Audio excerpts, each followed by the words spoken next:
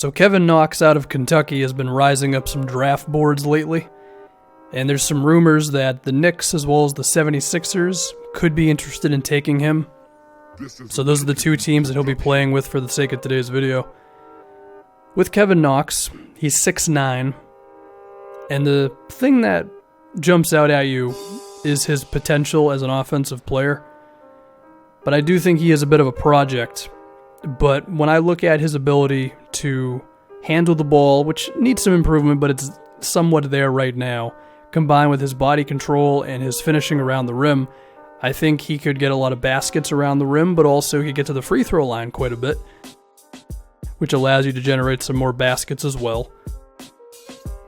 I would also think that his isolation abilities should be something if he can progress. I mean, the handle, while it is good, it's definitely not good enough at this moment, but you fast forward a few seasons and perhaps he could beat NBA defenders off the dribble consistently enough to where he can run your offense sometimes. It's not going to happen all the time. He's shown ability as a pull-up shooter on the mid-range jumpers, so if you want to go underneath the screen on him, then he could kill you for doing that. And that's huge, of course, to be a versatile offensive player, to where you have some counter moves depending on how the defense is defending you, of course. The three-pointer could also be a thing. His percentages were not great in college, around 34%, I believe. He was a good free throw shooter at around 77%. So the shooting right now for him, it's at this spot where it could improve. There's reason to believe it could, but there's also reason to believe that he never really gets himself to another level as an outside shooter. But if he does, and he's able to play off the ball effectively, then you have a guy who can do a little bit of everything on offense, right?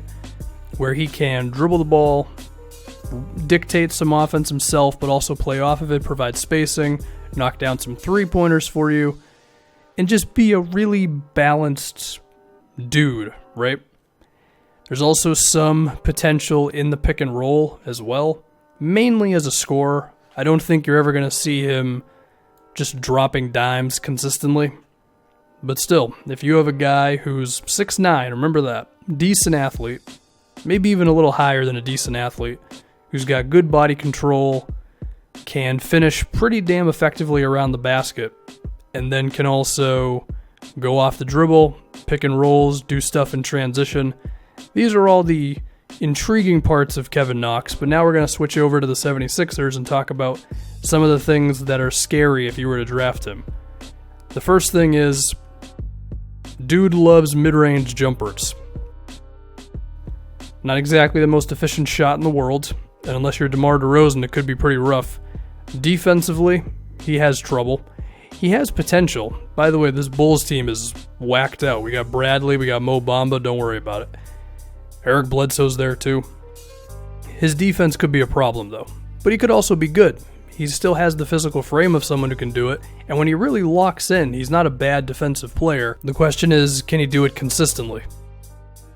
Now if we go back to his offense, well, not his offense specifically, but if he ended up on a team like Philly, it wouldn't make much sense to give him the ball over someone like a Ben Simmons because, as I mentioned before, he's not the type of guy, Kevin Knox, who's going to create plays like that for his teammates. He is more of a scoring type of a guy, and I would even say that he could have sometimes like some over-dribbling problems where he sizes up his opponent a little too much and it could result in inefficient offense and all that. So he is going to have to improve on his decision-making and just how quickly he picks something to do. You know, don't just stand idly with the ball, dribble for 6-7 seconds or whatever.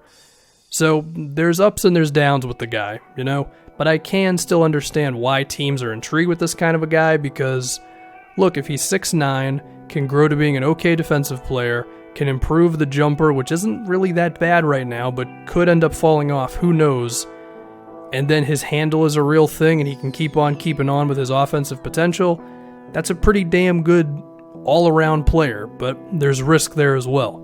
Now if we can move away from that type of footage to where I can just talk freely for a few minutes over some gameplay that I do not play well really at all. With Kevin Knox, I think teams are going to have to ask are we willing to take on a project, right? And are we willing to take him on rather than like a guaranteed big guy like, let's say, a Wendell Carter Jr., right? And if you go back to Philadelphia for a second, or hell, even the Knicks, who are at the, number 8 pick or so, is there a chance that Kevin Knox, we'll stick with New York for right now, is there a chance that Kevin Knox could be better than Mikal Bridges? Yes, if that dribbling is a real thing, right? Like if he can really create his own offense and maybe get himself up to like 16, 17 points a game and be efficient while doing it, yeah. But there's a chance that Mikal Bridges, while he may never get to that level of a scorer, he could have the defense and the three-point shooting, which is so valuable in today's NBA, of course, and that could just be better than whatever Knox is going to do. So I think part of it becomes, what are you really looking for in a team, right? Or as a team. So you look at the Knicks, right? They need creators. They're also, well, I don't know. I was going to say the Knicks, they may want to just take like projects and be in it for the long term. But then again, you don't want to take forever with Porzingis's career, right? Because it's about to be his 4th season. Then he's going to have contract negotiations, and yeah, chances are he'll be on the team, but we've already seen that he's the kind of guy who, when he is not happy, he's going to make it known, right?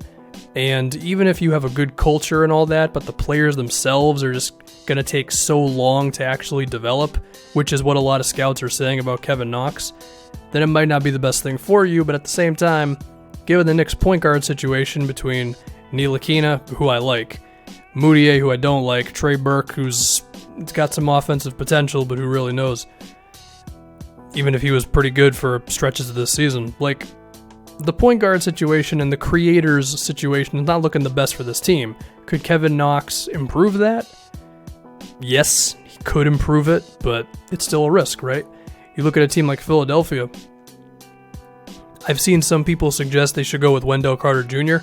I can understand the rationale because their backup bigs this season were not really good.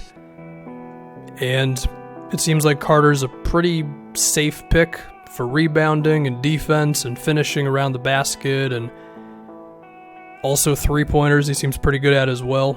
But he seems like a guy who's going to cap out at, 14 points, 10 rebounds or so. And that's if he would be starting. He's going to come off the bench for Embiid. But maybe you just want to guarantee yourself those quality minutes with Embiid out, right? Rather than you go with the risk of Kevin Knox, who, if he checks out, then he could actually fit in with your team pretty well, because between Covington and Simmons and Saric and whoever the hell else they might get, if you add Knox to that, who's 6'9", of course, just gives you another tall wing who can be pretty versatile. But it's always a risk. I mean, I think when you see the versatility of Mikal Bridges or even a Miles Bridges, you got to lower your expectations a little bit with Kevin Knox getting to that level, right? He's not the shooter that those guys are. He's not the defender that those guys are, although Miles Bridges needs to work on his defense some. So he's not the defender that Mikal Bridges is, at least. So, yeah, but, you could argue once again, the potential with Knox is just, it's higher than those two. So, it's interesting conversations. I think the Knicks would still be more inclined to go with a project if they felt that he was going to be the best guy eventually. I think Philadelphia, you should probably start drafting more for the right now, because it's like, you're really good right now. And I know it's awesome to say, well, this guy could be something in a few years. I mean, at a certain point, especially when you're a team like Philly, which you're in this area where it's like, you still want to give Simmons and Embiid as much talent around them as possible as they grow and mature into whatever they're supposed to be, top 10 players, maybe even top 5 players, I don't know. So I don't know if you can afford to use up a pick on a guy who's not totally going to help them get there for a couple more seasons, whereas if it's Wendell Carter Jr., it's like, well, Embiid's out, the defense is still going to be okay. He can also space the floor, maybe even better than Embiid can, honestly. He's also a good passer, so he could help out Simmons. If Simmons wants to have like some cutting plays in the half court or whatever, that could just have more value than Kevin Knox 3 years from now. But again, maybe Kevin Knox comes in and day one he's Tobias Harris. Or maybe by his second season he's Tobias Harris. Who knows? But these are just what scouts are saying. And yeah, I think he's an interesting prospect. One who could end up being one of the better guys towards the second half of the lottery, I guess. Just because of that potential. But again, it's all potential. So who really knows at the end of the day?